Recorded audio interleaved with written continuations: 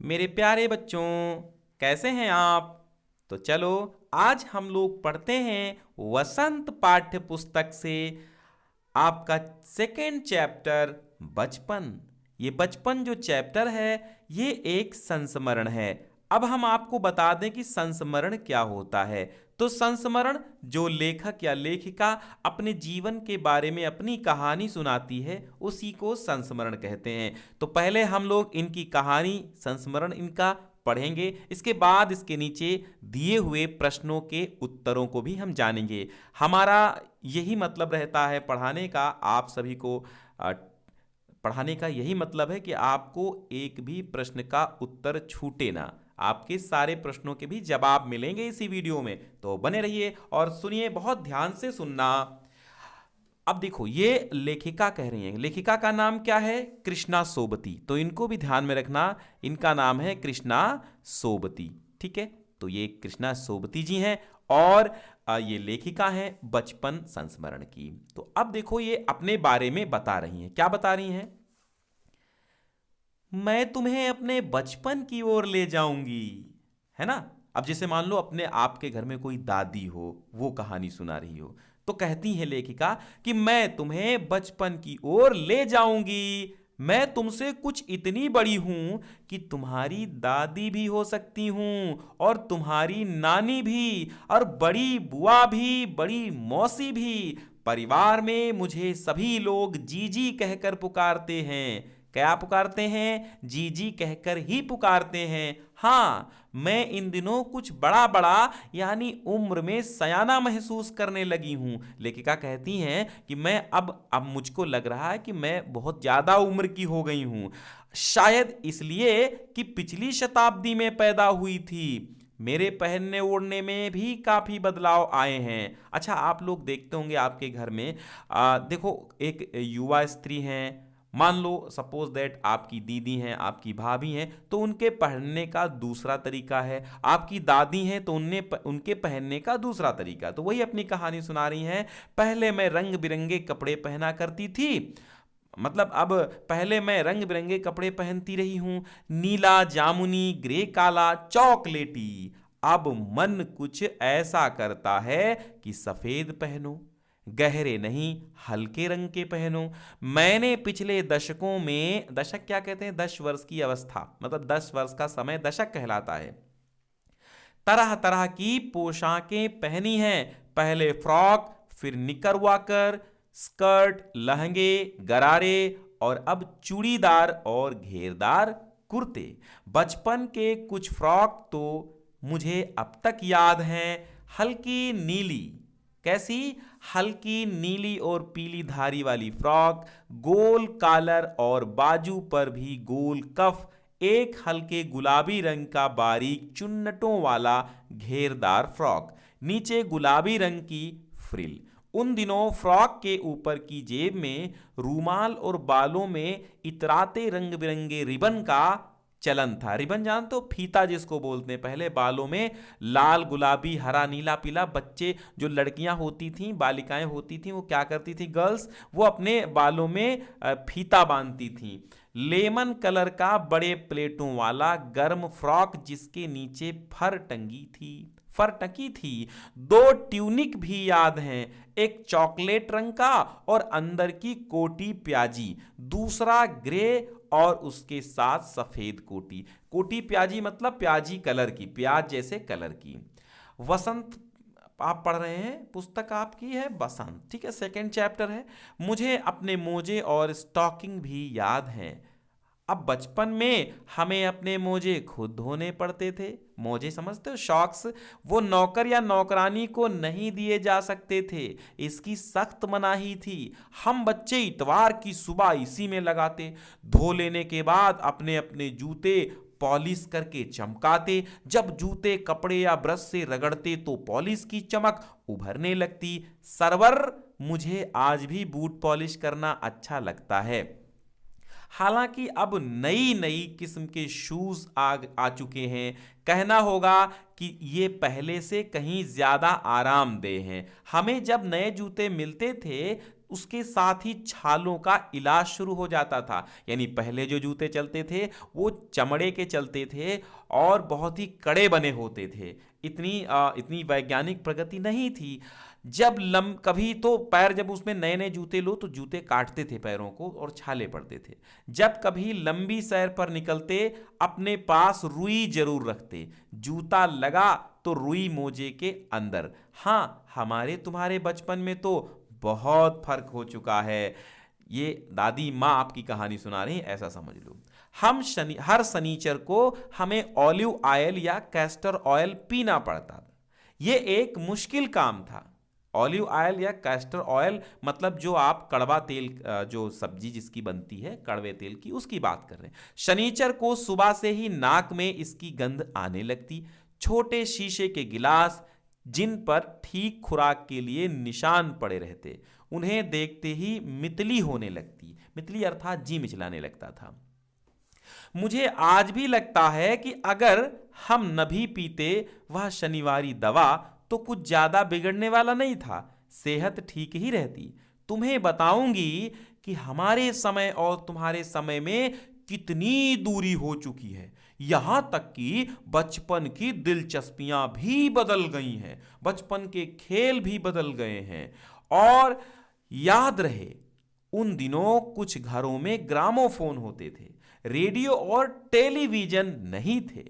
हमारे बचपन की कुल्फी आइसक्रीम हो गई है, कचौड़ी समोसा पैटीज में बदल गया है, शहतूत और फालसे और खसखस के शरबत कोक और पेप्सी में बदल गए हैं। उन दिनों कोक नहीं, लेमनेड, विमटो मिलती थी। शिमला और नई दिल्ली में बड़े हुए बच्चों को विंगर्स और डेविको रेस्तरां की चॉकलेट और पेस्ट्री मजा देने वाली होती। हम भाई बहनों की ड्यूटी लगती शिमला माल से ब्राउन ब्रेड लाने की। हमारा घर माल से ज्यादा दूर नहीं था, एक छोटी सी चढ़ाई और गिरजा मैदान पहुंच जाते। वहां से क्या होता, एक उतराई उतरते और माल पर आ जाते।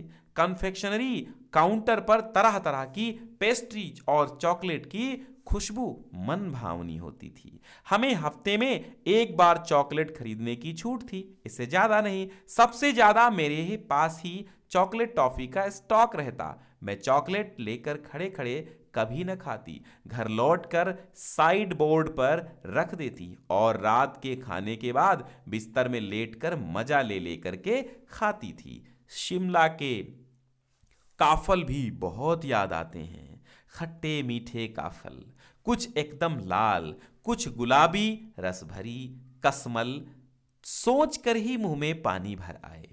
चेस्टनट और एक और गजब की चीज, आग पर भूने जाते और फिर छिलके उतार कर मुंह में। चने जोर गरम और अनारदाने का चूरण। हाँ, चने जोर गरम की पुड़िया जो तब थी वो अब भी नजर आती है। पुराने कागजों से बनाई हुई इस पुड़िया में निरा हाथ का कमाल है। नीचे से तिरछी लपेटते हुए ऊपर से इतनी चौड़ी कि चने आसानी से हथेली पर पहुंच जाएं। कैसी होती है? ऐसी होती है क्या वो चने की एक पुड़िया। एक वक्त था जब फिल्म का गाना चना जोर गरम, चना जोर गरम बाबू मैं लाया मजेदार चना जोर गरम, चना जोर गरम। उन दिनों स्कूल के हर बच्चे को यह गाना आता था। कुछ बच्चे पुड़िया पर तेज मसाला बुरकवाते, पूरा गिरजा मैदान घूमने तक ये पुड़िया चलती। एक एक चना पापड़ी मुंह में डालने और कदम उठाने में एक खासी लय रफ्तार थी।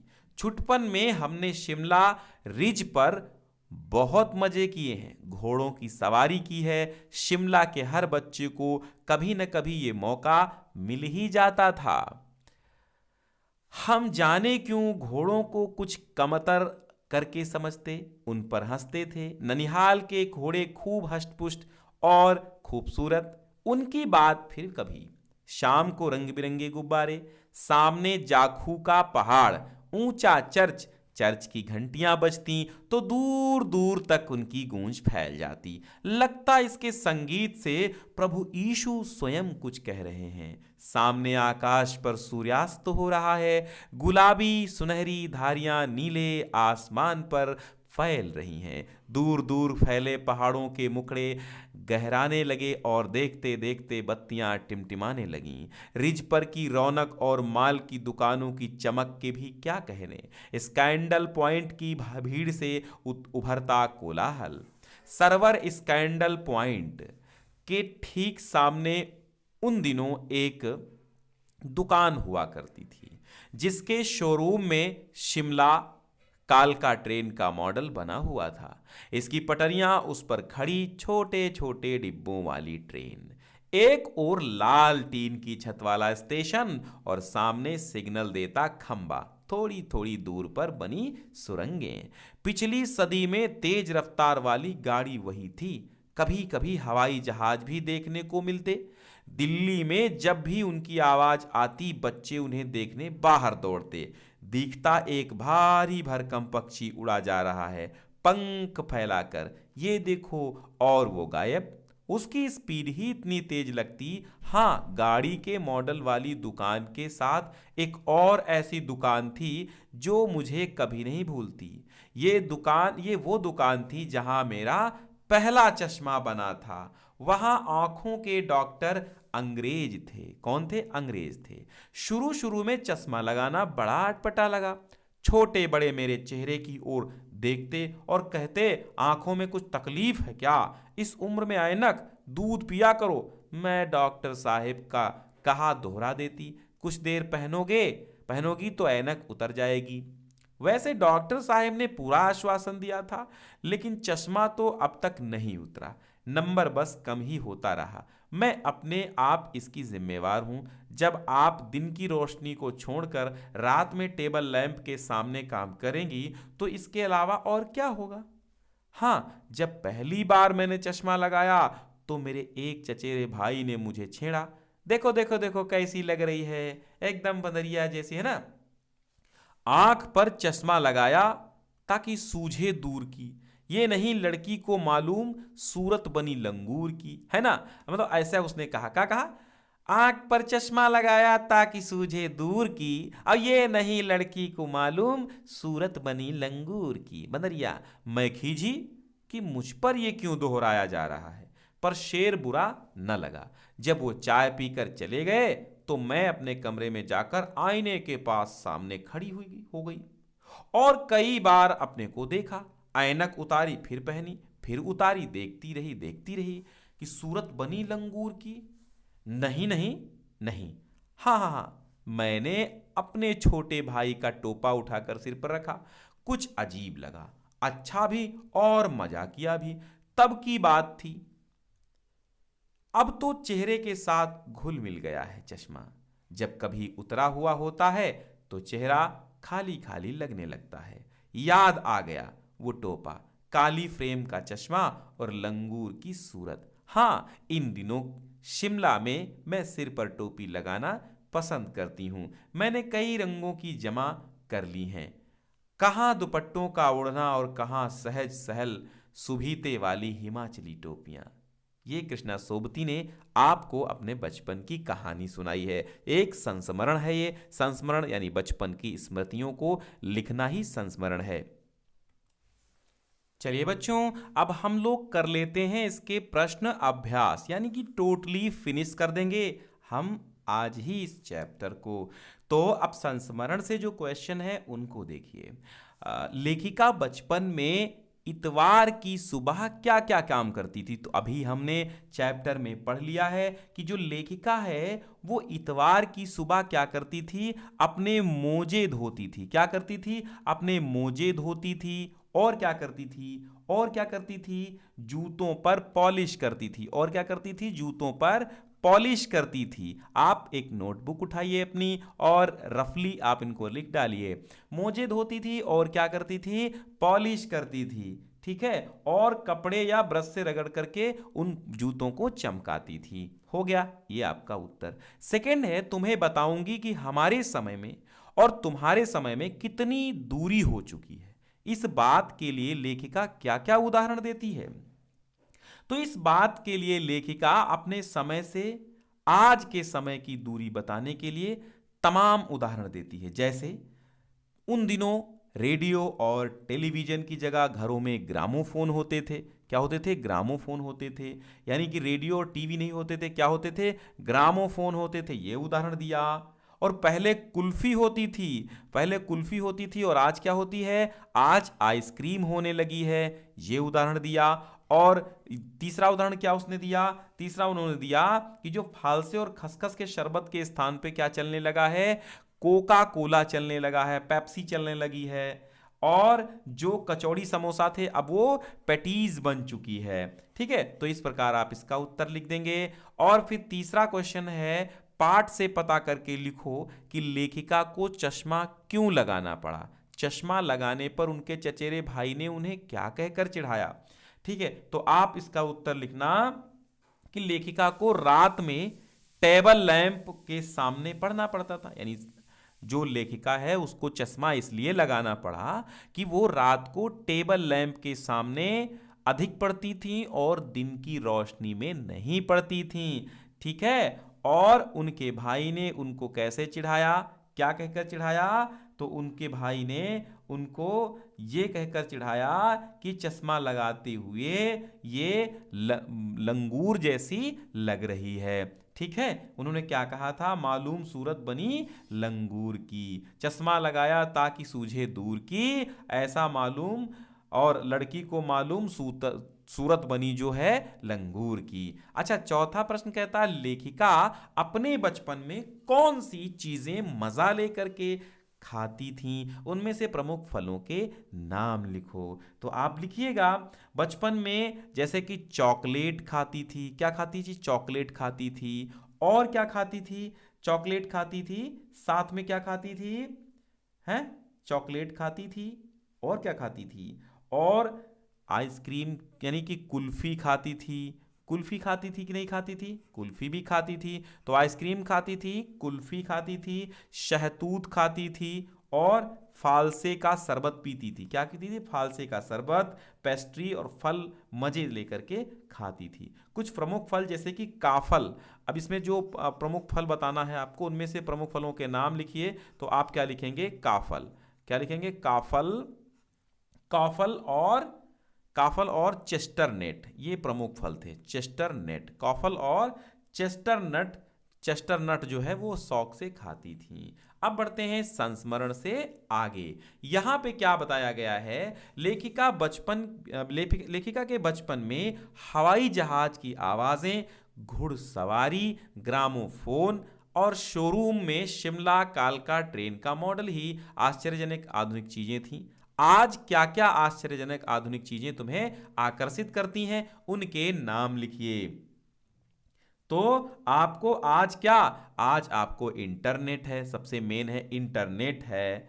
मेट्रो ट्रेन है, अब उनके जमाने में नहीं थी। मेट्रो ट्रेन है, मोटर कार है, बाइक्स हैं, है ना, ऑटो रिक्शा है, ई रिक्शा है। ये तमाम चीजें जो हैं आपके जमाने में आ गई हैं। तो लिख दीजिएगा आपको क्या क्या आकर्षित करती हैं। अपने बचपन की कोई मनमोहक घटना याद करके विस्तार से लिखो। तो ये आपको स्वयं करना होगा। जैसे आपकी जो अच्छी घटना, आप कहीं गए हो, जैसे कि आप कहीं चिड़ियाघर गए हों और वहां पर आपने बंदर को केले दिए हों, बंदर ने आपका हाथ पकड़ा, तो ऐसी मनमोहक घटना आपको याद करके लिखना है।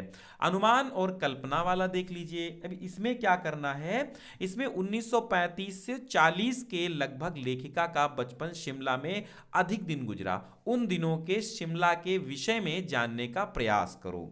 ठीक है, तो उन दिनों क्या था? आप ऐसे लिखेंगे, शिमला थोड़ा सा विकसित होने लगा था, वहाँ अच्छी दुकानें थी, अच्छे मॉल थे, अच्छे रेस्टोरेंट थे, और छोटी छोटी पहाड़ियों से घिरा हुआ वो शहर था। और क्या था? संध्या के समय धुंधलके में गहराते पहाड़ थे, रिज पर बढ़ती रौनक थी, मॉल की दुकानों की चमक थी, है ना, स्कैंडल पॉइंट थे। ये सब आप लिख दीजिएगा। लेखिका ने इस संस्मरण में सर्वर के माध्यम से अपनी बात बताने की कोशिश की है, लेकिन सर्वर का कोई परिचय नहीं दिया है। अनुमान लगाओ कि ये सर्वर कौन हो सकता है। तो इसमें 2 बार सर्वर का नाम आया। सर्वर का नाम कितनी बार आया है? 2 बार। ये सर्वर इंटरनेट वाला सर्वर नहीं है बच्चों, तो सर्वर का नाम 2 बार आया है। अच्छा, इसको लेखिका ने संकेत के रूप में दिया है। क्या है? संकेत के रूप में इसको दिया है, और इसके अलावा उस व्यक्ति के लिए अन्य संबोधन का प्रयोग नहीं हुआ है। अतः संभव है कि सर्वर कोई पत्रकार या उनका मित्र या जिनको वे अपनी अपनी जीवनी सुना रही थी वो कोई हो सकता है। सर्वर वो होगा जिनको अपनी जीवनी सुना रही थी कृष्णा सोबती जी।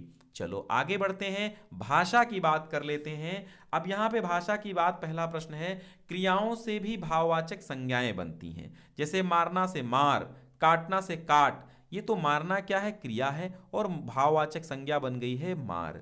काटना क्रिया है और काट बन गई है भाववाचक संज्ञा। हारना क्रिया है और हार बन गया है भाववाचक संज्ञा। सीखना क्रिया है, सीख बन गई है भाववाचक संज्ञा। पलटना क्रिया है और पलट क्या है? भाववाचक संज्ञा। हड़पना क्रिया है और हड़प क्या है? भाववाचक संज्ञा। तो ये भाववाचक संज्ञाएं हैं। तुम भी संस्मरण में कुछ क्रियाओं को छांट कर लिखो और उनसे भाववाचक संज्ञा बनाओ। तो जैसे आप इसमें लिखिएगा उभार, ठीक है, उभार है, तो संज्ञा इससे क्या बनेगा? उभरना बन जाएगा। और जैसे इस चैप्टर में आपको एक शब्द मिला है दौड़ना, ठीक है, दौड़ना, दौड़ना से दौड़ भाववाचक संज्ञा बन जाएगी।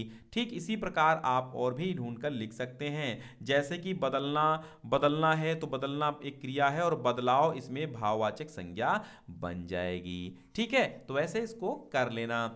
4 दिन कुछ व्यक्ति 1 लीटर दूध आदि शब्दों के प्रयोग पर ध्यान दो, तो पता चलेगा कि इसमें 4, कुछ और 1 लीटर शब्द से संख्या या परिमाण, परिमाण मीन्स नाप तौल का आभास हो रहा है, क्योंकि ये संख्यावाचक विशेषण हैं। संख्यावाचक विशेषण हैं कहते हैं इनको। और कुछ व्यक्ति से अनिश्चित संख्या का बोध हो रहा है, और ये निश्चित संख्या है। जो संख्यावाचक विशेषण है इसमें 4 जो हैं, 4 दिन, ये निश्चित संख्या का बोध है, इसलिए निश्चित संख्यावाचक विशेषण है। और कुछ जो है ये अनिश्चित है, पक्का नहीं हो पा रहा कि कितना था कुछ, तो ये अनिश्चित संख्या का बोध है, इसलिए अनिश्चित संख्यावाचक विशेषण है। इसी प्रकार 1 लीटर दूध से परिमाण का बोध होता है, इसलिए इसे परिमाणवाचक विशेषण भी कहते हैं। तो ये आपको बताया गया है। और फिर नीचे कहा गया अब तुम नीचे लिखे वाक्यों को पढ़ो और उनके सामने विशेषण के भेदों को लिखो। मुझे 2 दर्जन केले चाहिए। 2 दर्जन क्या है? तो 2 दर्जन क्या है? अब बताइए 2 दर्जन क्या है? तो 2 दर्जन एक निश्चित है। क्या है? एक निश्चित संख्यावाचक विशेषण है। निश्चित क्या है? संख्यावाचक विशेषण है। आप पूरा लिखिएगा। 2 किलो, ये 2 किलो क्या है? ये भी निश्चित है, ये निश्चित है। और निश्चित ये क्या है? किलो है ना, तो ये परिमाण है, तो इसको हम क्या लिखेंगे? परिमाण, परिमाणवाचक विशेषण है। तो परिमाणवाचक विशेषण ये हो गया। और फिर क्या है? कुछ बच्चे आ रहे हैं, तो कुछ क्या है? ये अनिश्चयवाचक है। क्या है? अनिश्चित संख्यावाचक विशेषण है। अनिश्चित संख्यावाचक विशेषण है। सभी लोग हंस रहे हैं, तो सभी क्या है? सभी क्या है? यह भी अनिश्चित संख्यावाचक विशेषण है।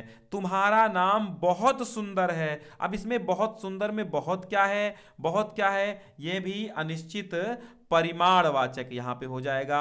यह भी अनिश्चित, अनिश्चित क्या है? परिमाणवाचक विशेषण है। ठीक है, ठीक है।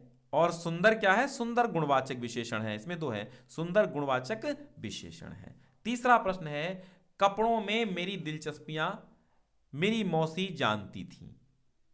इस वाक्य में रेखांकित शब्द हैं दिलचस्पियां और मौसी, संज्ञाओं की विशेषता बता रहे हैं, इसलिए ये सार्वनामिक विशेषण हैं। सर्वनाम कभी कभी विशेषण का भी काम करते हैं। पाठ में ऐसे 5 उदाहरण छांट कर लिखो। तो आपको 5 उदाहरण लिखना है छांट कर, किसके? किसके? संज्ञाओं के। तो आप लिखिएगा, एक तो हो जाएगा, हम बच्चे इतवार की सुबह इसी में लगते। उन दिनों कुछ घरों में ग्रामोफोन थे। हमारा घर माल से ज्यादा दूर नहीं था। अपने अपने जूते पॉलिश करके क्या थे? पॉलिश करके चमकाते थे। ये गाना उन दिनों बहुत स्कूल में बच्चों को आता था। तो ये आप ऐसे छांट कर लिख देना। अब देखिए कुछ करने के लिए है, तो कुछ करने को है, तुम अगर तुम्हें अपनी पोशाक बनाने को कहा जाए तो कैसी पोशाक बनाओगे, और पोशाक बनाते समय किन किन बातों का ध्यान रखोगे, अपनी कल्पना से पोशाक का डिजाइन बनाओ। तो भाई इसको आप स्वयं कर लेंगे, है ना। कल्पना से अपना डिजाइन बना लेना, और लड़के कोट पैंट या कुर्ता पजामे का डिजाइन बनाएंगे, लड़कियां फ्रॉक का या सलवार कमीज का बनाएंगी। तीन तीन के समूह में अपने साथियों के साथ कपड़ों के नमूने इकट्ठा करके कक्षा में बताओ। इन नमूनों को छूकर देखो और अंतर महसूस करो। यह भी पता करो कि कौन सा कपड़ा किस मौसम में पहनने के लिए अच्छा है। हथकरघा और मिल के कपड़े बनाने के तरीकों के बारे में पता करो। संभव हो तो किसी कपड़े के कारखाने में जाकर के जानकारी इकट्ठा करो। ठीक है, हमारे देश में तरह तरह के भोजन हैं, तरह तरह की पोशाकें प्रचलित हैं, और कक्षा के बच्चे और शिक्षक इनके विविध रूपों के बारे में बातचीत करें। ठीक है, तो बच्चों आपका चैप्टर आज हुआ सेकेंड वाला फिनिश। अगर आपने पहला चैप्टर नहीं पढ़ा है तो उसको भी आपको पढ़ लेना है। प्लेलिस्ट बनी हुई है, डिस्क्रिप्शन में लिंक है, तो आप जाकर के प्लेलिस्ट पे अपने पुराने चैप्टर्स भी कंप्लीट कर लीजिए और बेस्ट मार्क्स से पास हुए। बहुत बहुत धन्यवाद।